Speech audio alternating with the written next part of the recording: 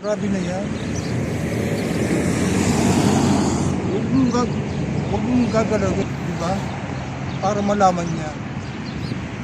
Ang gamitin mo, yan na, plato. Huwag mong gagalawin.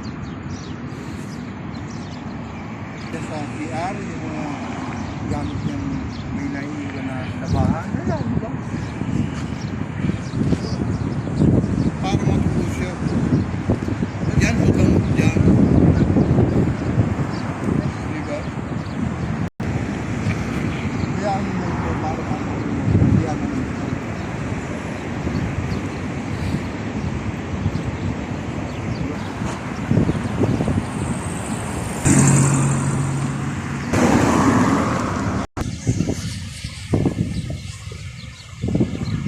Nasaan kayo?